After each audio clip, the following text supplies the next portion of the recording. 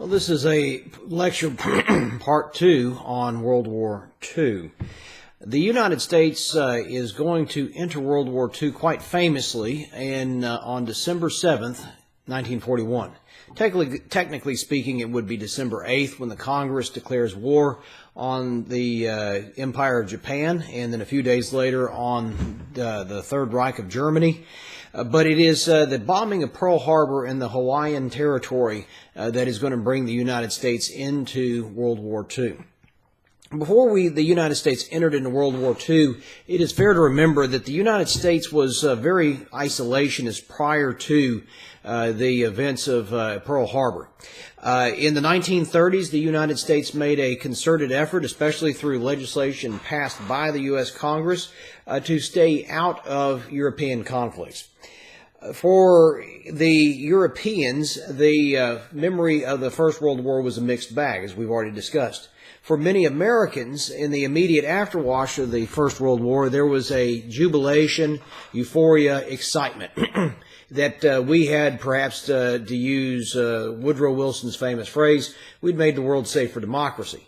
But as the decade drug on, and especially as you crossed into the 1930s, more and more Americans became convinced that the fighting and the entry of the United States into World War I served no real purpose other than to get a bunch of boys killed and to enrich the armament manufacturers and other business interests in the United States. Was that a fair assessment? I don't think so for the most part, but at the same time, that is, for me, sitting in 2020 looking back. Many other historians share that view of that it wasn't quite that way, but at the same time, many Americans and many even political leaders come to the conclusion that the United States made a grave error in joining and entering into World War I.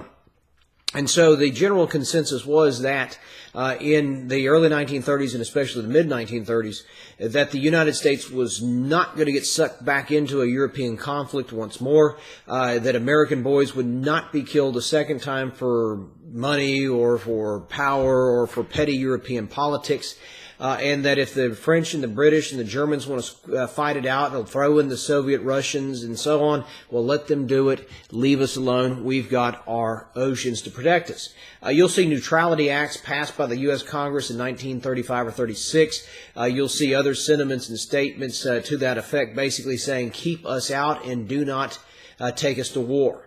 And so that and it goes even further than that in the isolationist sense, that even when people were saying that the Nazis were a particularly malevolent and virulent form of evil, in the form of, say, concentration camps or a persecution of Jews or what have you. And by the way, so I'm clear about this, predates the Holocaust in a formal Wannsee conference, early 1940s setting, where we think of Auschwitz and so on.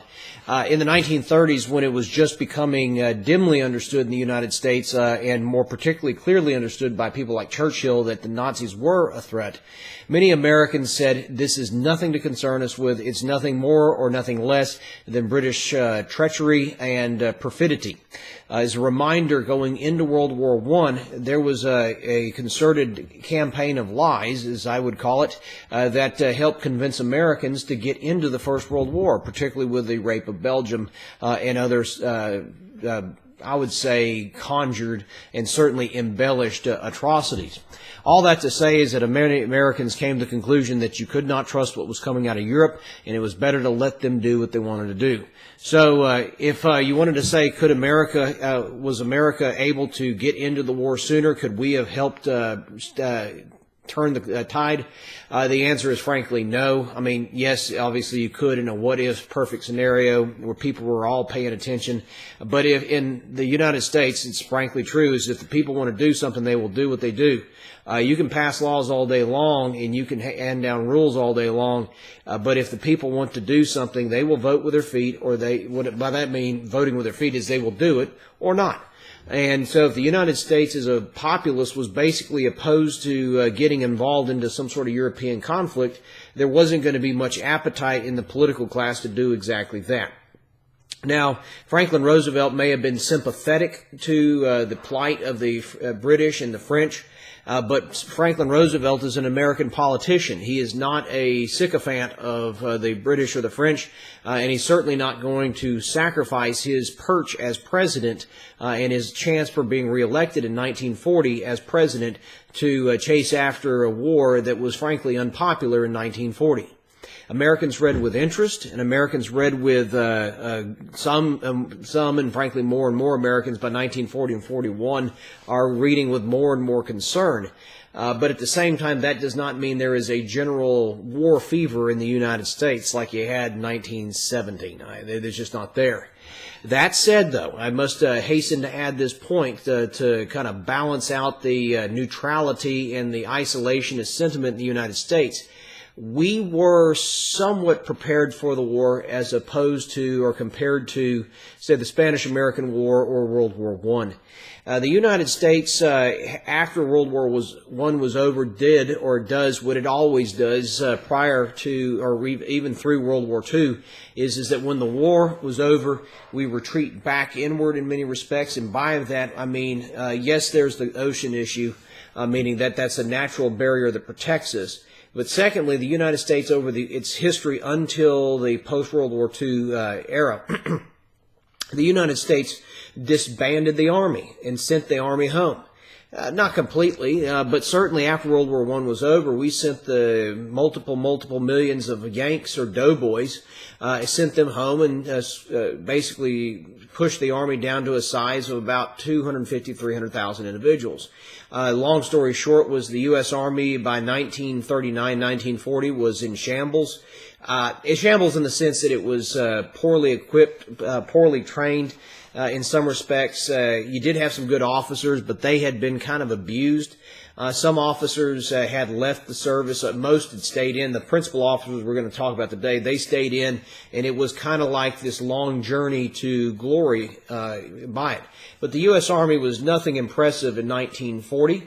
And in fact, in some respects, you could say that it was unlike today where if you have a friend or family member who joins the Army or the Marine Corps, the Navy, the Air Force, most people have no problem with that. And most people are not going to say that's a mistake. Most people are not going to argue that you shouldn't do it. They may argue you ought to be an officer, but they're not going to say that it is a dishonorable profession. In the 1930s, however, and even to about 1940-41, before the war, to say that I was going to join the Army, people would look at you and say, "Are you running from the law? Did the judge make you do that?" And there was more than a few women who would tell mothers who would tell their daughters, "Don't marry an Army man because you'll move around and there's something wrong with them." Being in the Army in this interwar period did not carry with it the applause and accolades that you see today, where you see, say, if you're watching an NFL game, you have in the month of October, I believe it's in October, but there's going to be a Sunday where it's the salute to service, and they unfurl the flag, and, they get people out there and say the Pledge of Allegiance and salute the soldiers and the airmen and the Marines and such. But that wasn't the case in 1939, 1938. There was, like I said, a kind of a suspicion about the whole thing. But with all that said, I'm going to go a little further. In 1940, the U.S. Congress, because there was a gathering, slowly, but a gathering political will in the Democratic Party and in parts of the Republican Party as well. The Republicans by 1940 are starting to make rebounds, making real rebounds against the Democrats. The great washouts of the 1932, 1930, 32, 34, 36 has been started to been eradicated, and the bloom, in a sense, was off of Roosevelt's rose. The New Deal wasn't quite as novel, it wasn't quite as exciting, and it was certainly not ending the Depression like they had promised it would. But it's the same time, it's not to say that Roosevelt is unpopular. And in the Democratic Party, there is also a international wing to it. Republicans have it too. They've always had it. You have the isolationist wing that says stay home America, and there's the international wing that says go abroad America. And in 1940, adults, I would say it like that, but certainly realistic individuals could see that the United States was probably going to get pulled into or sucked into the Second World War, no matter what many would want to have done. Because, as I didn't mention this in the previous lecture, but there was an element in Hitler's grand strategy, grand thinking about how do we remake the world in the image of Nazi Germany, and there was I would call it millennial type of thinking, not only like age, but like millennial like an age, like the Great Millennium. The 1,000-year Reich, as they might say, they did say. But there was a thinking that Germany that was going to have to fight the United States at some point. That was just going to come between Hitler's ideals and the American ideals. So that was there. And there was a growing consensus in American political and foreign policy circles that we had better prepare for war. Now, again, back to the issue of politics. Americans in 1940 are not going to pony up for and be okay with a general rearmament like you saw in France or Britain or especially Germany. We're not going to go that route. The American people are not looking for a massive increase in spending on defense products and war-making products and such. Our factories are starting to hum again because we're selling many products to the British and the French. In fact, actually, we'll sell old destroyers and so forth. But even still then, there are restrictions on how we get bombers to the British.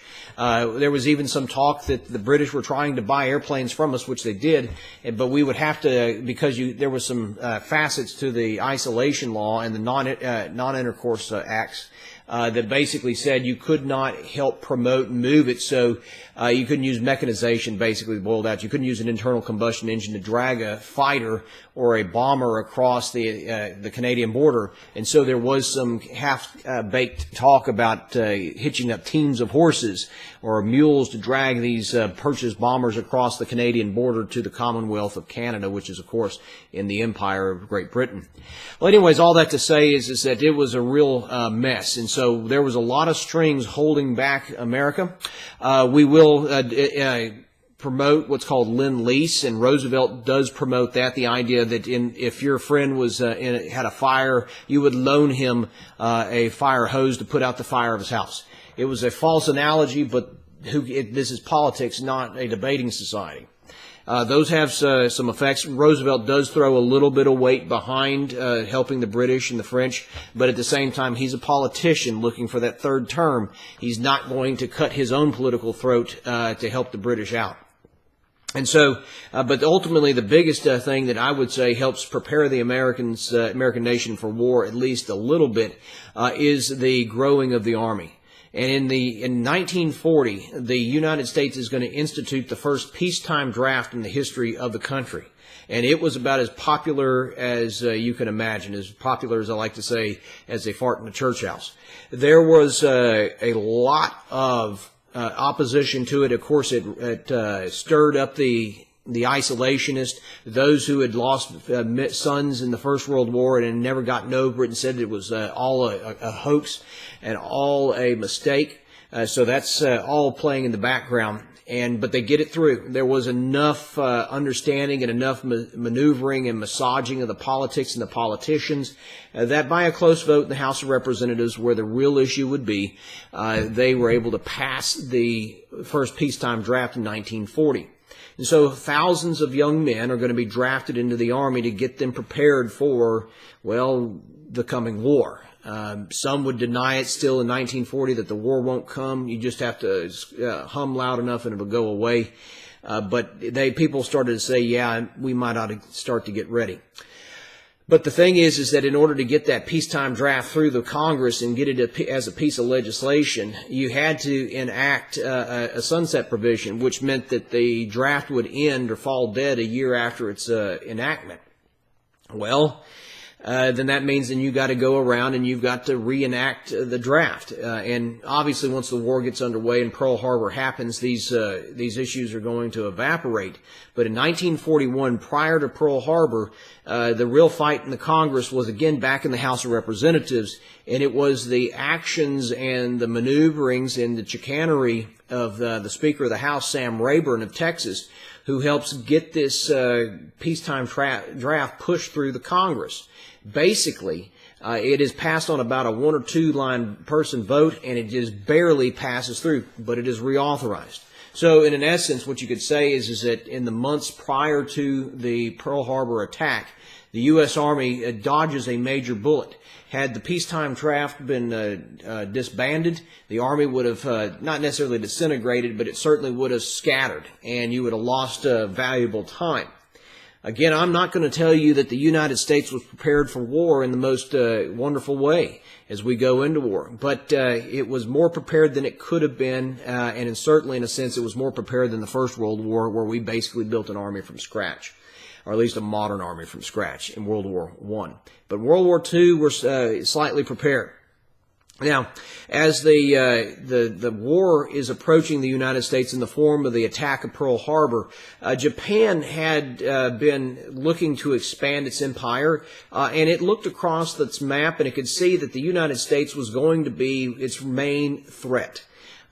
China was at that point in time very rural, very factionalized. You have a civil war underway between the communists under Mao Zedong and Chiang Kai-shek's nationalists, and they're fractured, and China had been kind of in eclipse for 100 years. The other smaller Asian nations were ripe for the picking, and under the boot of the Japanese, it was a heavy boot and a hard boot. But in addition to that, the United States had been, since the early 20th century, late 19th century even, interested in Asian affairs. Famously, actually, in the 19th century, in about 1856, Japan will be forced open as a nation for trade by the United States when we send some ships in. But all that to say is Japan is growing as a power, especially a naval, marine-type power. And the United States in 1941 is going to have effectively a two-ocean navy. It's not quite the full-blown two-ocean navy you'll get during and after World War II, but it's certainly a very competent navy. The U.S. Navy was in far better shape overall than that of the U.S. Army. And so the Japanese could look at a map and they could read and see that there was an outpost at Pearl Harbor. That was a major naval base there. There was also the United States had a big garrison of troops and of ships at the Philippines. The United States had maintained a base there. And so basically what it boils out to is that the Japanese had come to the conclusion, the Japanese War Cabinet had come to the conclusion that in order for Japan to take its place amongst the great frontline nations of the world in a military sense, that it needed to shove out and crack the American naval presence, the American military presence in the Western Pacific. And the question is, where is it going to happen at? Where is it going to be? Of course, we know it will be Pearl Harbor, where a main attack will be. But there will be many American planners who are saying, no, it'll be perhaps the Philippines, it'll be perhaps around Hong Kong, it'll be at other outposts, Guam, Samoa, whatever. But the general consensus seemed to be, and coming into December of 1941, is that Pearl Harbor might be attacked, but more as an espionage and sabotage sort of thing, where you might have some Japanese agents who are on the island who will set off bombs in hangars, who might do some things that could hurt American aircraft, because there's a lot of aircraft and airmen at Pearl Harbor as well. And so the way the United States prepared itself at Pearl Harbor was really as against the threat of sabotage and bombing, not from the sky, but by an individual or individuals. And so they prepared accordingly. Instead of aircraft in hangars, the aircraft are sitting out on tarmacs and just basically spaced out, which of course sets them up for major damage during the Pearl Harbor attack. But most American thinkers did not think there was a that the war would begin in Pearl Harbor. Most American thinkers thought it would be in the Western Pacific, probably the Philippines. And so when Pearl Harbor does occur in December 1941, many of the individuals, when the reports start coming back that Pearl Harbor had been sacked and basically wrecked by a Japanese sneak attack, a lot of American policymen, a lot of American politicians, including especially the upper echelon of the Congress and even the White House, they're kind of hit on the head like a duck and surprised. But at the same time, when Japan's going to do this, Japan's not just worried about the issue of American dominance, but the United States had been also ratcheting up the pressure economically in the form of rationing gasoline and rubber supplies and such to the Empire of Japan. And so Japan thought, if we attack the Americans, frankly, they'll fold up. Japanese understanding of the United States amongst its upper circle seems to be that the United States was a fragile doll. It was a economic power that could handle and could build a whole lot of things, perhaps, but at the same time, they'd watched enough American movies to look at the Americans and say, they're downy soft. They'll collapse and cry as soon as we poke them real hard. Well, only to my understanding of the history in Japan is there was only really one or maybe two individuals. Admiral Yamamoto would be one example, who had been to the United States and understood that by attacking the United States, you were really taking a chance, an ill-advised chance, on awakening a sleeping giant economically. And if the economics and the manpower is there, of course, that can be translated into military power. So all that is to say is that the Japanese took the gamble, and on December 7th, 1941, they attacked Pearl Harbor, and they wounded and killed thousands of American sailors, soldiers, and Marines and airmen. It was they caught us by surprise, and it was a complete mess and a complete fiasco for the American arms. And by the way, if you've heard, I've said this in some way or another, we Americans over our history have never been good in the outset of a crisis. We oftentimes are not prepared, and it takes us a while to get prepared and to get the ball rolling. And seemingly, though, once we get the ball rolling, then we can get into motion. Almost simultaneously, a day or two later, you're going to see a major invasion and a rolling back of the American forces on the main islands, the main island of the Philippine archipelago. We retreat back to Batan and Corregidor. It is a full-on American retreat. Over 100,000 men in the American Army who were stationed in the Philippines will fall back, and essentially on this island and this peninsula are going to hold on for months against a much superior and larger Japanese army. The Americans are dug in. We Americans, our soldiers and Marines there, mostly soldiers in the Army, are going to be led by a fellow named Douglas MacArthur. MacArthur himself will end up becoming a 5-star general in the war. He is an interesting character that time is just not going to allow me to get into his biography. But anyways, all that to say, though, is Doug MacArthur and his boys, they're going to be shoved back on the island of Corregidor, but the Batan Peninsula, and they are going to be surviving off of basically starvation rations. 1,000 calories a day sort of stuff, which will drain a man down rather quickly. Throw in malaria and other tropical diseases. That American Army was a fevered mess. And eventually, in early 1942, I believe it was about May, so I guess it wasn't early, but 1942, that army is going to surrender. Douglas MacArthur will be evacuated out of the Philippines. He himself, to his credit, did not want to go, but he did pick up the nickname of Dugout Doug, and it was not meant as a compliment. Anyways, he will be evacuated to Australia, and there he plots his, as he said, I plotted my return, and he says very famously to his men as they're getting ready to be sent into to POW status is, I shall return, or I will return. The thing is that the American Army that is going to be captured and surrenders there, and Batan and Corregidor, will be marched hundreds of miles on what is known as the Batan Death March. To be captured by the Japanese. And the Japanese have that racial code to them as well, that everybody who wasn't Japanese or who surrendered was not really all that human. It brings about a whole lot of suffering and a whole lot of abuse to the point where it's known as the Batan Death March. If you want some grisly bedtime reading, you can read about the Batan Death March, but I'll leave it at that. It was a gruesome affair. Between the attack on Pearl Harbor and the later discovery of the Batan Death March and the barbarity that our boys were treated by the Japanese, it aroused in the American spirit a fury that was not reserved for the Germans. The Germans we fought viciously against, and they fought strongly against us to take nothing away from your ancestors who may have fought the Germans.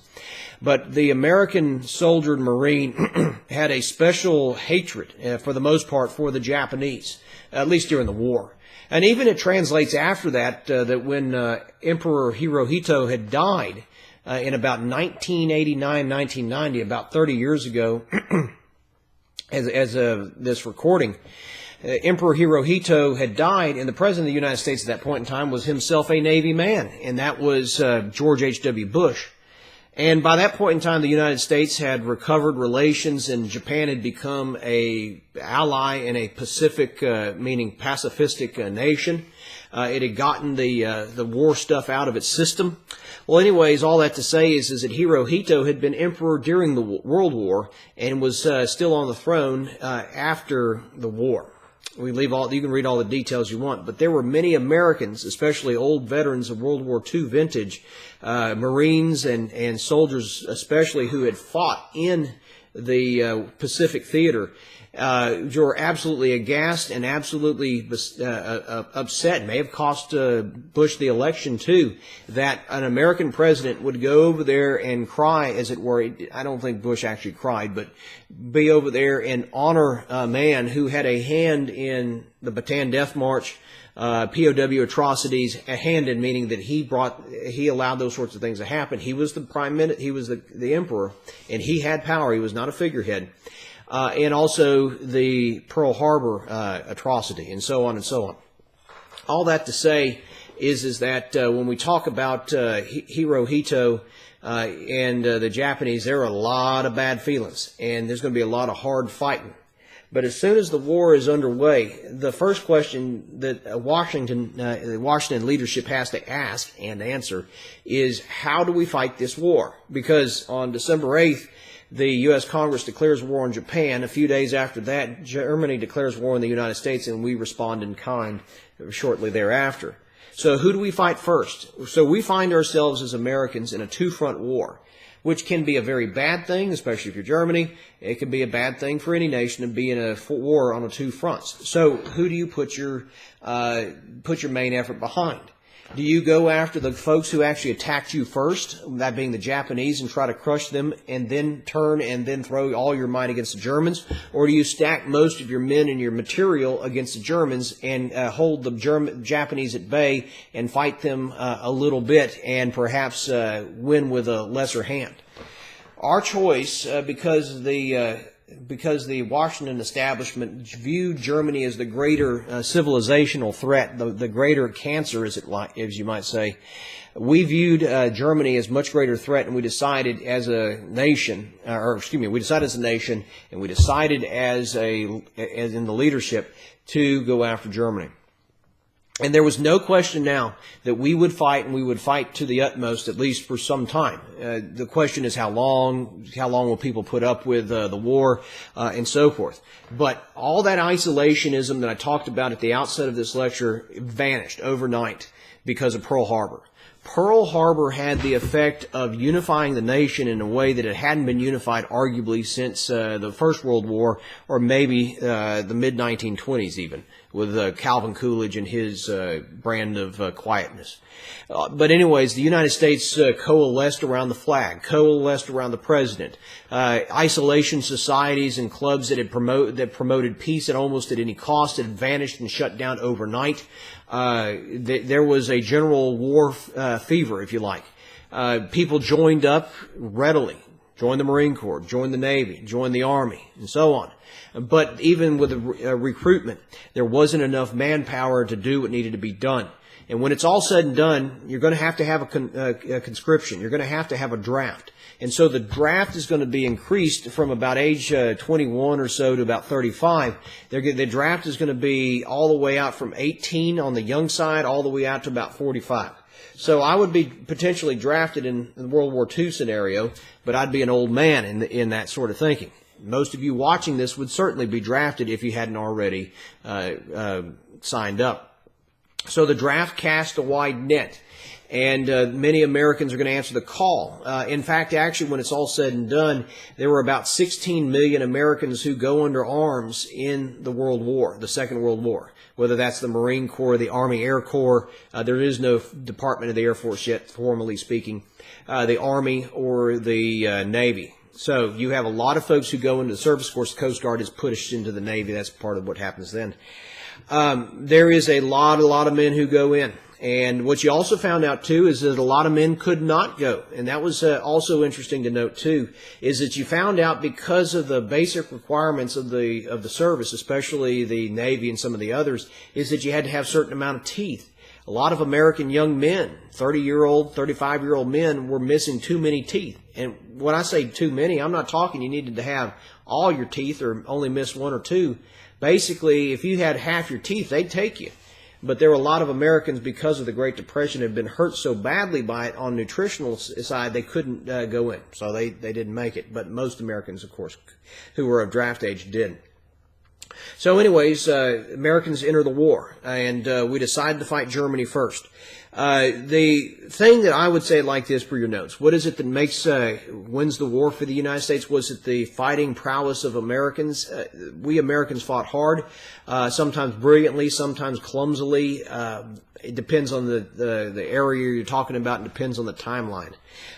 Generally speaking, early on, we don't fight with great ability, but we do fight with doggedness. Sometimes it's, it's just not very good, frankly, if you look at American activities at Torch. But I think if you say, what was the greatest American contribution to the war, and why do we win the war, in a sense? I think it has to do with material. The term you might call in your notes is the United States was an arsenal of democracy. We are going to supply thousands and thousands and millions of everything, whether that is from the most mundane of socks and shoes. And by the way, if you've ever been in the service, you know shoes are important. Socks are important. And if you think that's not the case, go ask somebody who is in the Corps Cadets and who's been on a big run and tell me if they don't love dry socks. But better said, find somebody who is in the Rangers or has gone through infantry school and they've been out in the bush for a 2-week period. I remember in grad school, a guy who had served in let me think a second, he was in the Rangers. And he said for him, one of the best and most wonderful things was dry socks, dry feet. Those creature comforts that we take for granted easily, they become very beloved for a soldier. So we have socks and underwear, dog tags and helmets and all the clothing that you can imagine. As many of you have seen enough World War II videos and such, documentaries or movies, you get an idea there. We belch out millions and millions of rifles, from the M1 to the Thompson submachine gun, which was a great gun, but was actually not that cheap to produce. So we went and got something better, just as good, but also was cheaper and faster to produce, which was essentially what was a submachine gun, meaning shot a pistol cartridge, that was called the grease gun. In addition to that, you're going to see the Browning automatic rifles. Millions upon millions, frankly, billions of rounds of ammunition, hand grenades, and on and on and on I could go. Getting beyond the infantrymen, we're going to produce thousands and thousands and thousands of airplanes, thousands and thousands and thousands of trucks. And if you don't think that trucks are important, we are going to produce trucks for our purposes and our usages, sometimes with rubber tires, which, by the way, we synthesize rubber. That's also something worth noting. The rubber plants of that era, the natural rubber, was all in Southeast Asia. The Japanese controlled it. We go through better living with chemistry. We synthesize rubber, and we figure out how to do it. And that was a great development in the history of the 20th century, I would say. But also tracked trucks. International Harvester, which is, at most, if any of you know of International Harvester, you know of them as for tractors and such. But back then, in the 1940s, they produced trucks. And it wasn't just Soviet tanks that rolled into Berlin in 1945 that broke the back of the German Third Reich, but it was those Soviet soldiers, those Red Army boys who were riding on the backs of International Harvester American-made trucks that we gave to the Soviets in essentially a Lend-Lease type of thing. We basically are going to throw thousands of trucks at the Soviets. They couldn't have produced them. We gave it to them to help them win the war. The United States economy is going to belch out lots and lots of material. From fighters and bombers of varying stripes and types to basically capital ships a couple a week at the height of our production. We are turning out the material of war, the food of war, the cigarettes of war, everything you can think of in massive quantities. I think that was the greatest contribution of the United States to the war effort. Again, I'm taking nothing away from your ancestors and mine who had fought in the war and in some cases died in the war. But if you had to pin me down and say what was our greatest contribution, it was the material. It's fair to remember that not everything the United States had was the best. The American Sherman tank was frankly an inferior tank compared to the German Tiger tank or compared to the Soviet T-series. But at the same time, as one history prof told me or made the remark in a seminar years ago, he said, the Sherman wasn't a great tank, but it was a lot like a pride of lions attacking a water buffalo. The lion one-on-one with a water buffalo is in big trouble. But if a pride of lions get a hold of the water buffalo, that water buffalo goes down, and that's what happened. And so all that to say, though, is that we have this issue, just many amounts of supplies. Obviously, you have to have for the internal combustion engine, whether it's in a jet, or in a plane, or on the ground, you have to have plenty of gasoline. And if you've ever been down to Houston, and of course many of you are from the Houston area, you know the Houston Ship Channel is a petrochemical alley. The same can be said for Texas City. It was born on the back of the needs for World War II, whether it's synthetics or it's in the form of refinement for gasoline or some other sort of fuel. And you see, of course, the East Texas oil field going local. You will see lots and lots of food being shoved out of the United States. The United States economy grows exponentially during this time period for those men and women, of course, Rosie the Riveter types who stay home and go into the work fields. They're never the same again.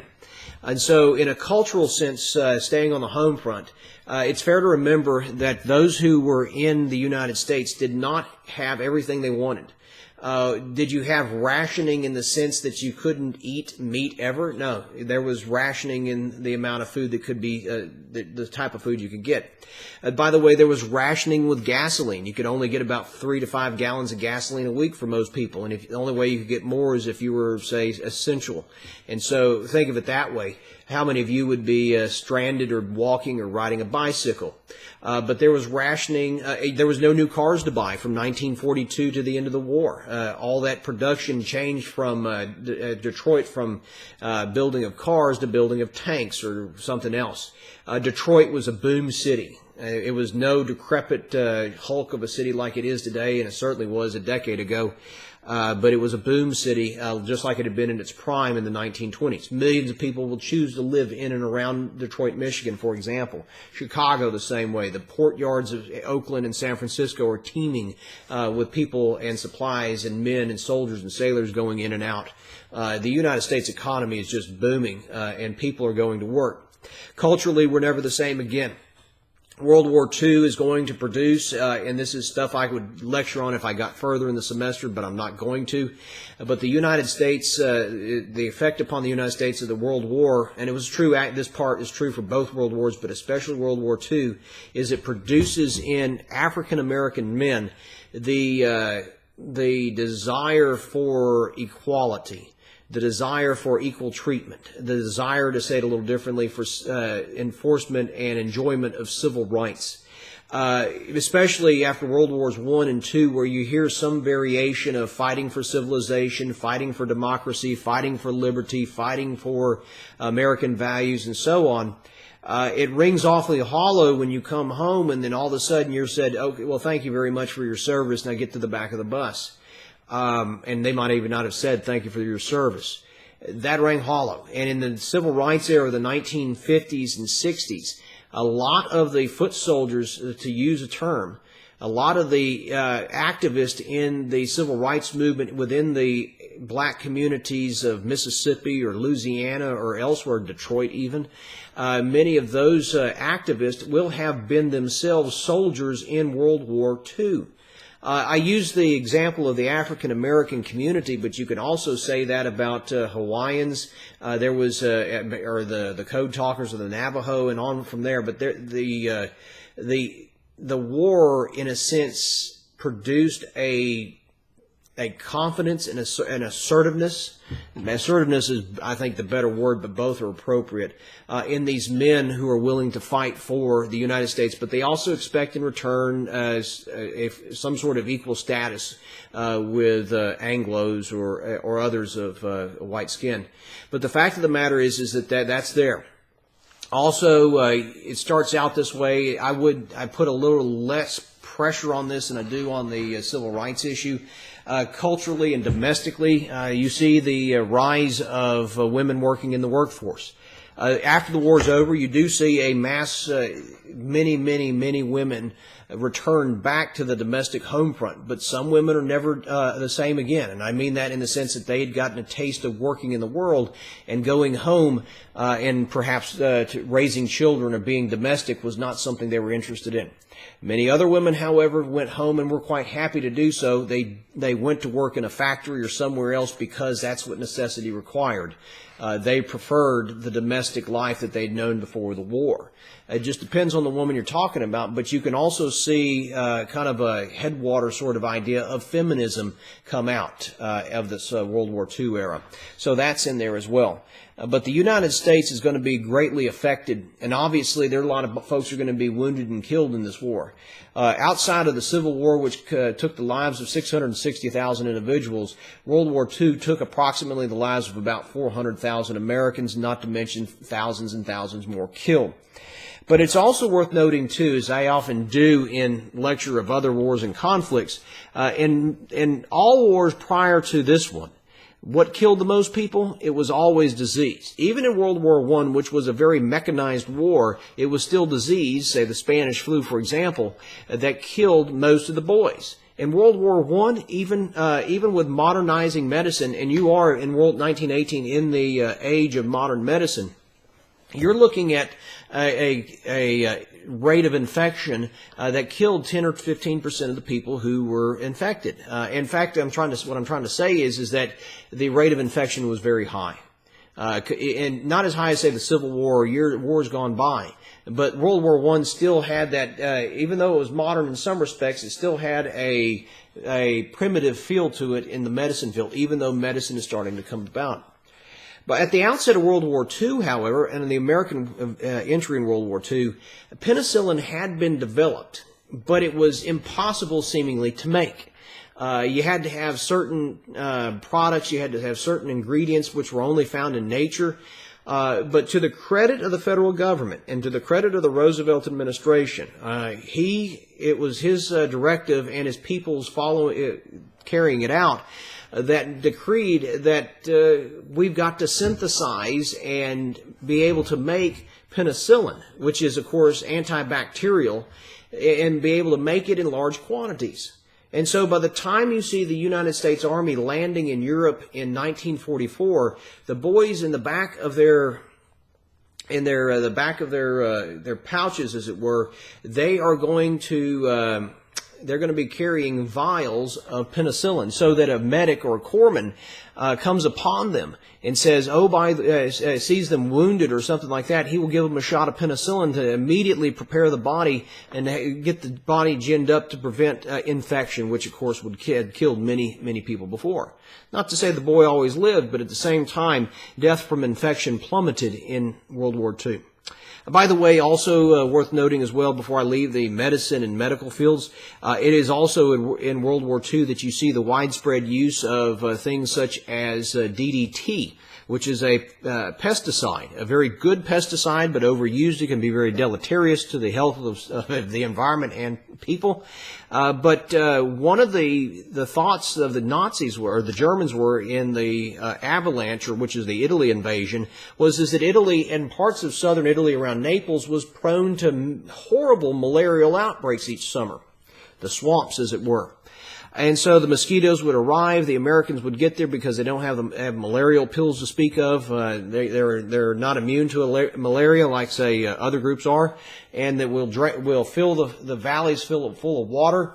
The mosquitoes will take off, and the Americans will be consumed by malaria, and that'll blunt the assault in Italy. But the Americans, through petrochemicals, the term they used in that time period is better living through chemistry. We had developed DDT, that big, strong pesticide, and we powdered everywhere in that malarial in 1943 and 1944. We powdered everywhere that territory against mosquitoes and malaria. What in most years consumed the lives, whether through sickness or death, of thousands of Italians each year, there was only like 3 malaria cases all year. And so that was something else. Also, by the way, the World War, this is again one last little factoid for you. For some of you, you're familiar with cancer in the sense that a family member or a dear friend has had it. And then, of course, the next thing oftentimes is chemotherapy. Chemotherapy, or the very dawn of understanding of chemotherapy, was discovered during the Italian campaign in these coatings and such. And so chemotherapy is kind of starting to be understood in the World War. It doesn't take off till later, but there you go. But we Americans made the decision to go after Germany first. And so in 1943, the United States is finally able to put enough men under arms through training and practice and so forth, and we start to land our boys on the coast of Africa. And those are called the torch landings.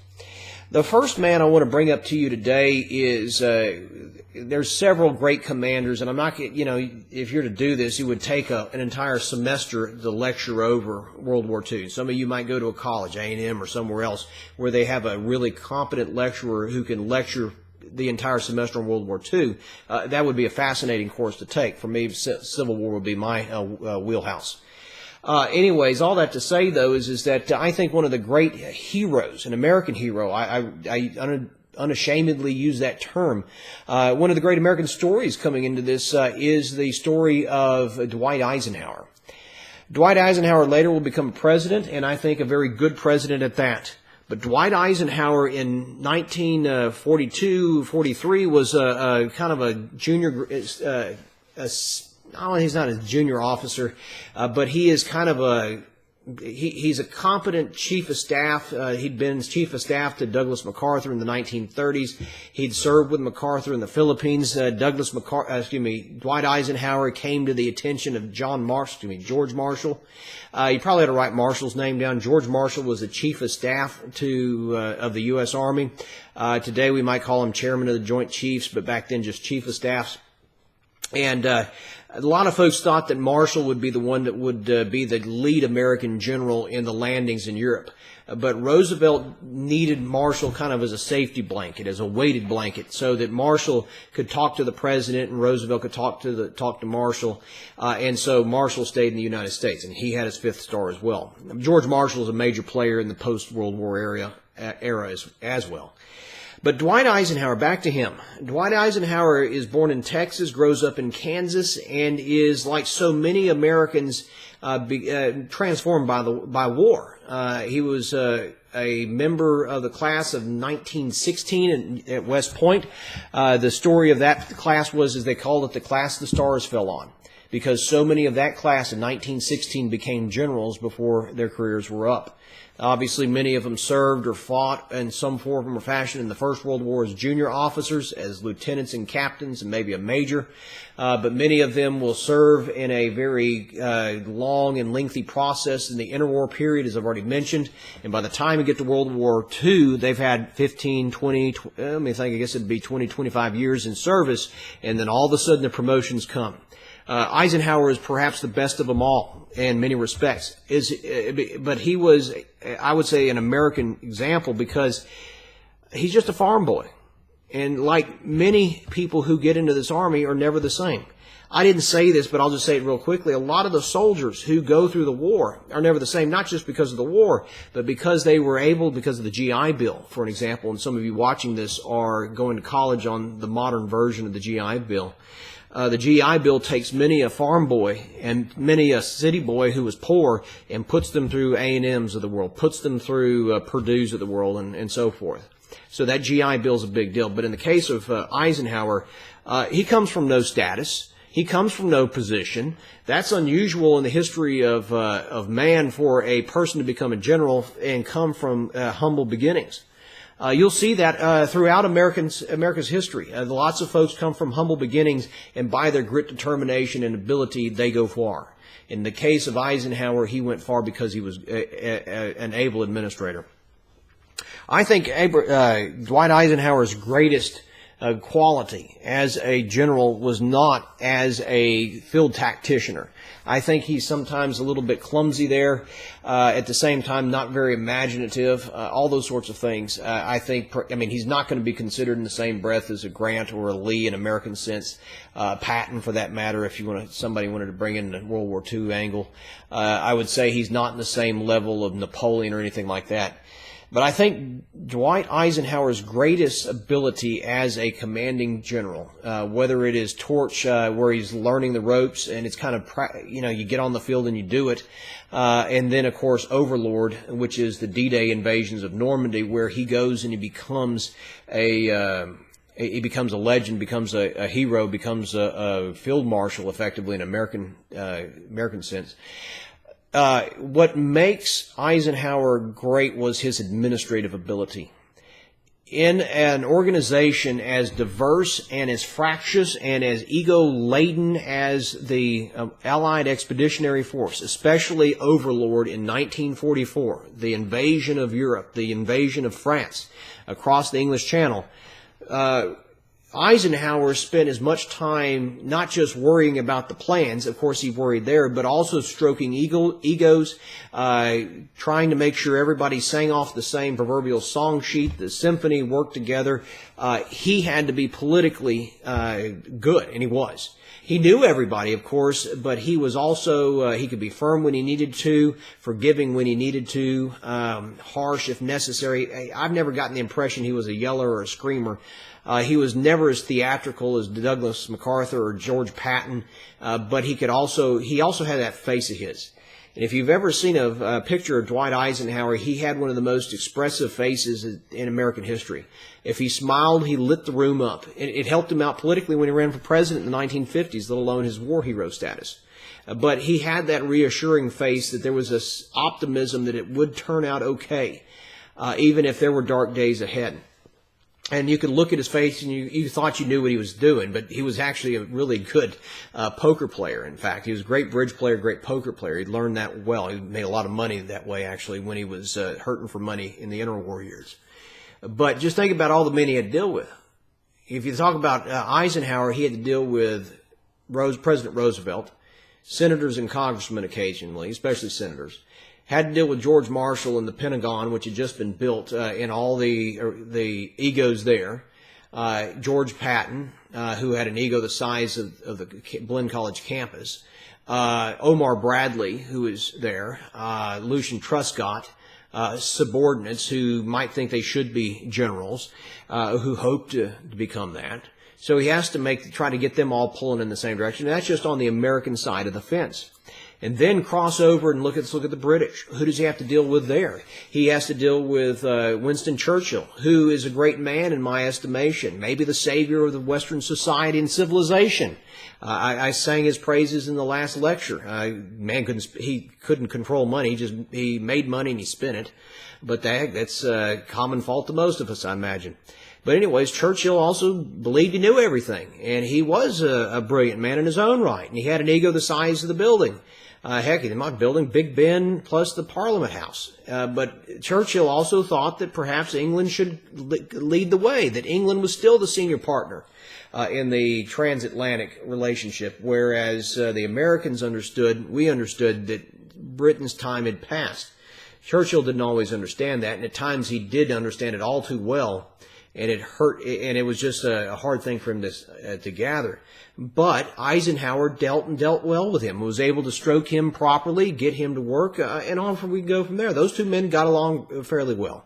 I'm not saying it was all champagne and oysters, but it was a good working relationship. Down the line a little bit is you have Harold Alexander. You've got other generals in the British military leadership. Bernard Law Montgomery, who was as big of an ego as George Patton or any of the others you meet.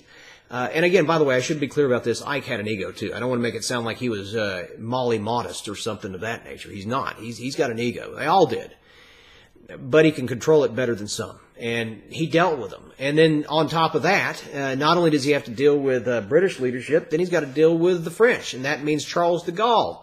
Charles de Gaulle was 6'5", 6'6", and he had the ego the size of the Eiffel Tower. And de Gaulle thought he was the most brilliant man that God had ever gifted to mankind. And besides, de Gaulle and Churchill and Roosevelt will all spat like a bunch of school kids. It was Churchill and Roosevelt at times considered sacking de Gaulle and sidelining him completely. But Eisenhower kept him in the game. But dealing with de Gaulle could be a first-class headache that needed the most maximal amounts of aspirin, because he was an overbearing Frenchman who talked about the glories of France, but conveniently overlooked the fact that seemingly most of his French comrades, meaning his French citizens, were out running around cavorting with the Nazis. I said that in the last lecture. All that to say, though, is that he has to deal with the French, and he has to deal with de Gaulle particularly. And then, by the way, organize the invasion of Europe, not get everybody killed, don't have a fiasco on your hands, and perhaps beat the Russians to Germany, which was one of the great dreams of Churchill. Churchill was absolutely trying to get the Allied Expeditionary Force rushed to Germany, rush and get to Berlin before the Russians do. And as it turns out, I think this was the wise choice. From a headline perspective, it would have been nice for the United States and the Allies, meaning the Western Allies here, Britain especially. It would have been nice for us to get to Berlin and for us to hold Berlin and keep Berlin from being separated by the post-war conditions. That just wasn't going to happen. But Churchill wanted us to get there as fast as possible.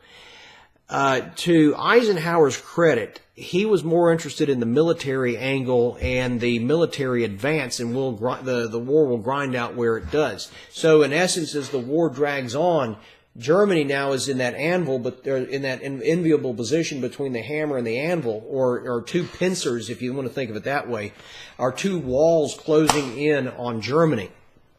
The Red Army, the Russians out east coming westward, killing and wrecking as they go, and by the way, raping as well. One of the great rapes, and I mean that not as some sort of throwaway line or hyperbolic. There were thousands and thousands of rapes committed by the Red Army against German women at the end of World War II and the months after World War II. They thought it was turnabout was fair play. There's a book called, The Woman at Night or something of that nature. A Woman in Berlin. and talks about this woman who basically became a consort of a Russian colonel, I believe he was, in order to protect her from roving bands of predatory men, Russian men. So there's that. We didn't have that issue. The Americans never did. I mean, I'm not saying nothing happened. I'm just saying is that you never had those sorts of things going on in the American Army. But at the same time, too, there was the desire to go to drive into Europe, drive into Germany. The American Army, the Allied Expeditionary Forces was called in World War II, is going to systematically go westward. Go eastward to get my maps correct in my mind. By the end of World War II, we are in Czechoslovakia. To the south, we'd crossed the Rhine. We were in the heart of Germany, but it was the Red Army that takes Berlin, and it cost the Red Army about 100,000 men to sack the German capital. Eisenhower was right to do so because it didn't bring you all that much to take Berlin, and it saved the lives of a lot of his men. It would have cost American lives, or British lives for that matter as well, very dearly to go take Berlin. Let the Russians have it, and that's fine. And so I think Eisenhower's, the way he handled it, the way he fought the war, his administration of the armies, and all that goes with it, I think is really one of the great efforts in the history of man, or mankind if you prefer. The fact is that when you talk about Eisenhower at the end of the war, Eisenhower with a laconic understatement, the Germans are going to surrender on I believe it was May 8th in 1945. So effectively about a week from now, 75 years ago, the Germans surrender. And at about 2:41 in the morning, 2:45 in the morning, whatever it exactly was, you could look on the telegram that was sent back to Washington. Eisenhower says in a laconic statement, the mission of this Allied Expeditionary Force has been fulfilled at 0241, period. Dwight Eisenhower, commanding general. I mean, just simply, we did what we were supposed to do. And in that sense, it was kind of that, stereotypical but also true Midwestern understatement. I've often thought highly of Eisenhower and the men who fought underneath him, who went to Germany in 1945.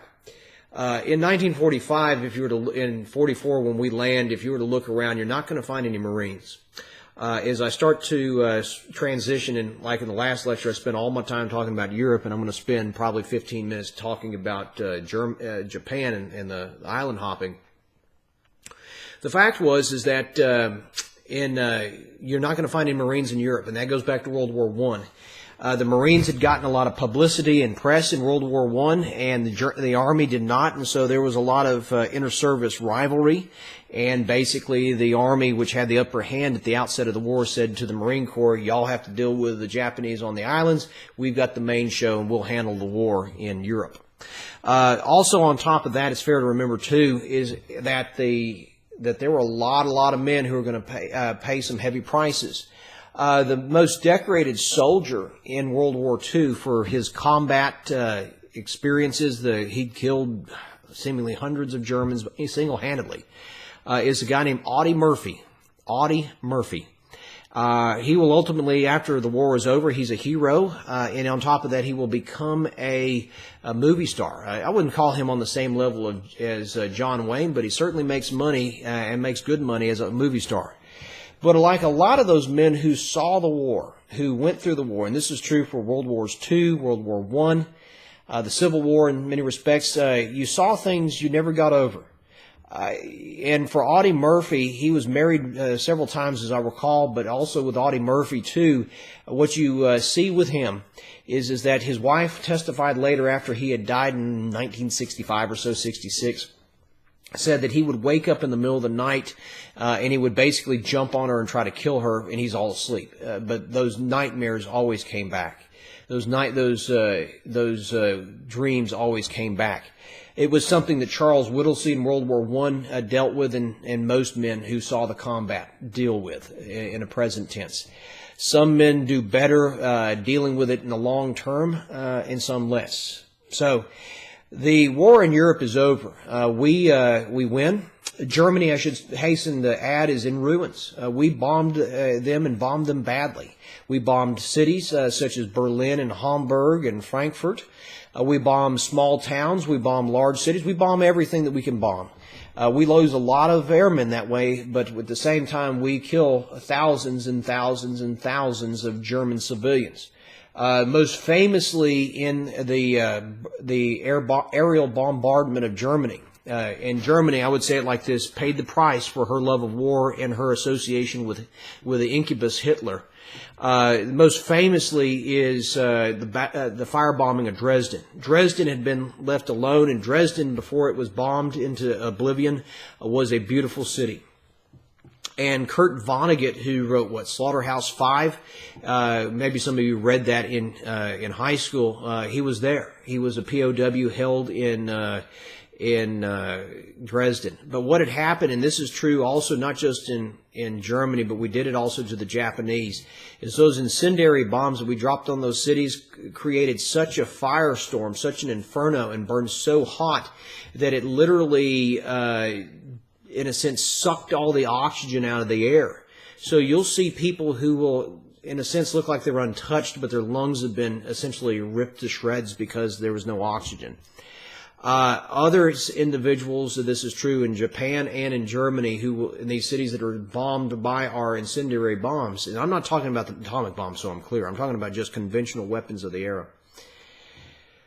You will see men and women who are caught out in it, who will be melted. I mean, literally, they will be melted into a pool of goo, and it was hell.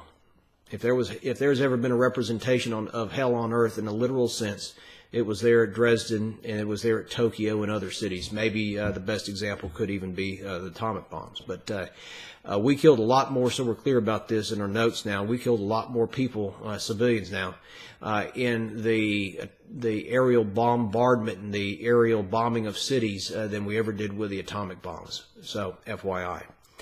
Now, Germany lay in ruins. It's called VE Day.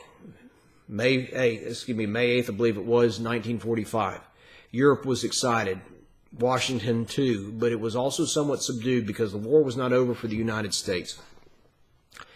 In the meantime, however, we switch our gears back across the oceans, across the globe, and we look back to Japan, and we look back to the Pacific Ocean, and there we find thousands and thousands of Marines, hundreds of thousands of Marines, and hundreds of thousands of soldiers fighting through what you can call in your notes island hopping campaigns. There's really two main thrusts going in through the equatorial Pacific, headed northward toward Japan. In both Germany and in Japan, our stated goal was unconditional surrender, which is good and bad. Good in the sense you know what you want, bad in the sense that it gives the Japanese or the Germans no wiggle room to negotiate surrender. So there you go. So we have a very large army under Doug MacArthur headed northward that will eventually grind out in the Philippines and fight its way through the Philippines and take the Philippines back. We're not going to spend any time there, but there were a lot of men. Maybe one of your ancestors fought in that sort of territory. But then there were a lot of Marines and some soldiers, meaning the U.S. Army, who were fighting what we call really particularly now the island hopping campaign. The war out in the Pacific really turns. The tide turns in World War II in the Pacific theater in the Battle of Midway. And that is a grand naval battle. I thought there was supposed to be a movie coming out, but maybe this virus that's caused all these recordings is delayed that too. But anyways, the Battle of Midway was a turning point, and you start to see from south and from east the pushing back of the Japanese empire. And one of the early battles that's going to produce an American victory, is kind of one of those dogged, tenacious American victories that the Marines are famous for, is the Battle of Guadalcanal. And it takes place basically from the early days of August of 1942 to about the 9th of February 1943. Those men were, I won't say abandoned, but they were left alone because the Navy was driven off. They had limited supplies. They had limited food. Their weaponry was obsolete. It's very well done. If you ever watch the series done by Tom Hanks and, what's his name? Steven Spielberg, I believe it is, yeah. Steven Spielberg called The Pacific. They do a great job showing you the weaponry and such at Guadalcanal. And one of the complaints was, my father or my grandfather used this rifle in World War I. It's obsolete. Soon you would start to see better equipment show up. But Guadalcanal was a major reverse by the Japanese. That does not mean that the Japanese are ergo going to lose the war, but you start to see them thrown back. Saipan was another adventure we win at the Battle of Saipan. But three last island campaigns I want to mention to you. One is Peleliu. And the idea was this, is that we needed to get closer and closer, and we needed certain islands to be able to base our bombers, our long-range bombers and even medium-range bombers off of, so we could start pulverizing Japanese cities. Peleliu was a lava, basically an old volcanic island, like many of those islands are in the Pacific. And it was there that men are going to have to fight their way through some of the most craggly and some of the most harsh and unforgiving territory you can imagine. And I think it's fair to remember that the Japanese are getting better. The Japanese did not have the same industrial capacity as Germany, and the Germans made mistakes at the D-Day landings by trying to fight us at the coast. By the time you get to Peleliu, the Japanese are changing their tactics. They're starting to, they will contest on the island's edge a little bit, but they will back themselves into these craggly caves. They will dig out. In some cases, they have what are called rat holes or spider holes sometimes. You see, it is it is dangerous hand-to-hand, close-quarter combat with snipers. You stick your head up too far, you get it shot off. And so you talk about 30 days of hell of surviving. They found that there at Peleliu. And in some respects, what they found out later is that, well, we really didn't need that island anyhow.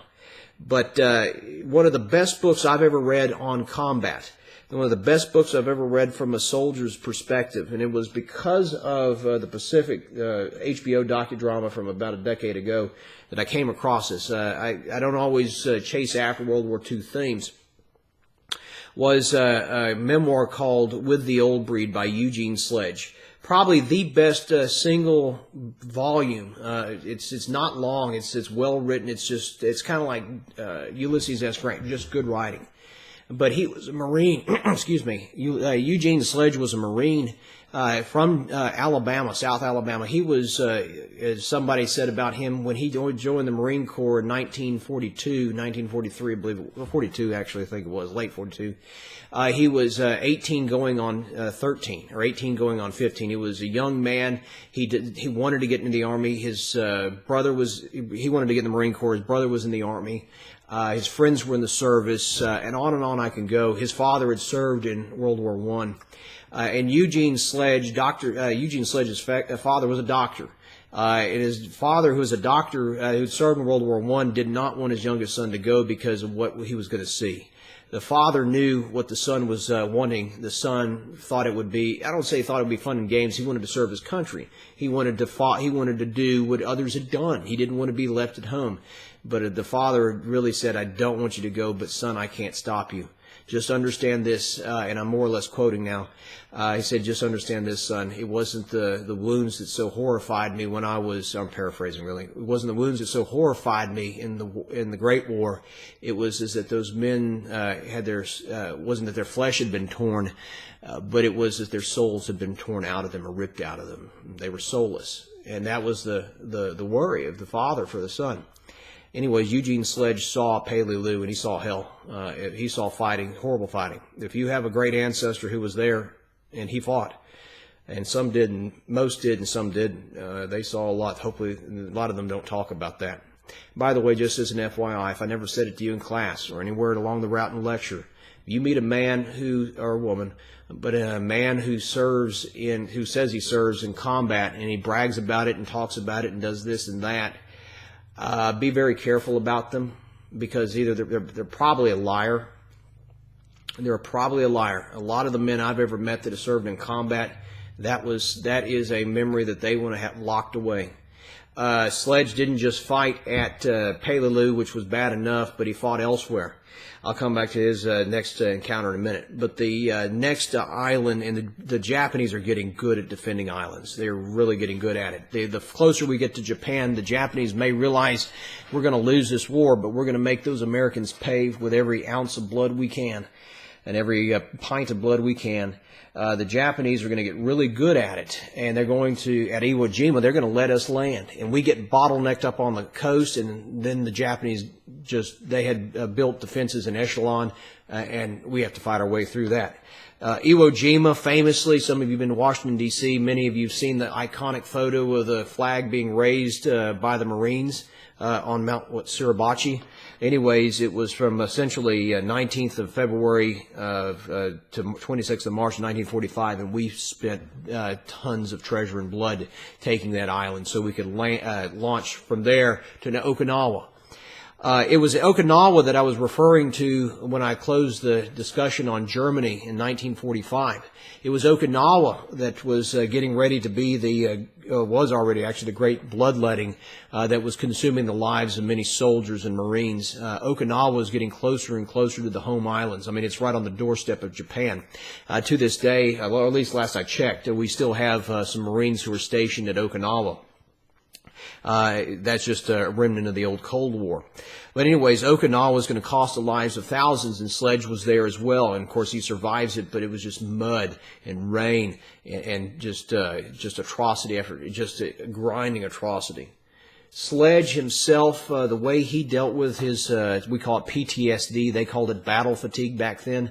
The way he dealt with it after the war was he basically was a scientist after the war. He taught at some small liberal arts school in Alabama, and he'd gone to Auburn University on the GI Bill after the war was over.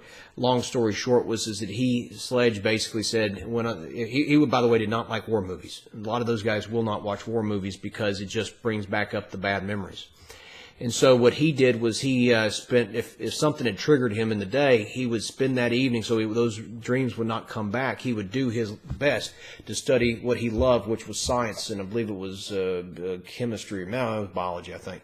Point is this, he would study it, and he'd study it for an hour just to get his mind off of it, and he found that was a very good prophylactic to prevent those nightmares that came back, but even still then, they sometimes still did. But a lot of men are going to die on those islands, and it is getting harder and harder, and the death toll goes up and up to go. And the general consensus in the United States was, especially as the horrific stories come in about Japanese barbarity and treachery, is that we're going to take that island. We're going to take Japan, and we're going to crush them. The problem is that you have estimates in 1945 with talking about the invasion of Japan, estimates that range from anywhere from 100,000 dead Americans on Japan's to attack the home islands, all the way up to 250,000. Some might even say closer to 500,000. Do you want that many dead Americans? And the answer was, we're going to crush Japan. It's just a matter of what's the price that's going to be paid.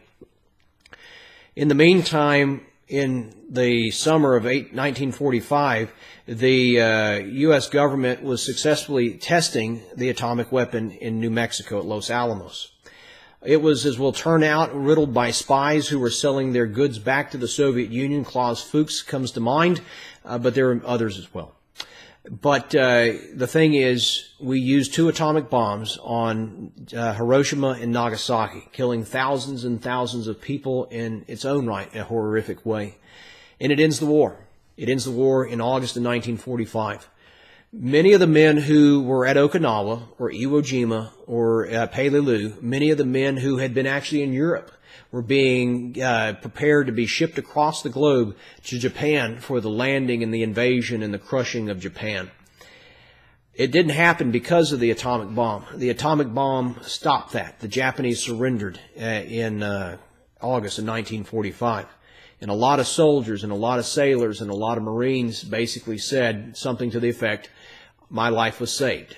And so if the question has ever been posed to me in historical circles and popular circles, sometimes people will wring their hands and say, We shouldn't have used the atomic bomb. Oh, how terrible. And it is a terrible weapon. To be fair, I think Robert E. Lee was right when he said, it is good that war is so terrible, or we should grow too fond of it. I will say this, though, as I start to close now, is that you don't want to use it, but I would rather have used that than sacrifice the lives of at least 100,000 Americans and how many more casualties. Those men got to live, and they became the great middle class of the post-war era for most of them.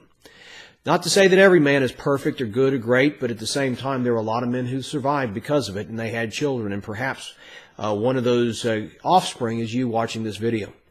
But in 1945, the man who makes the decision to drop the atomic bomb, which was reserved for the president and the president alone because how big of a bomb it was Harry Truman.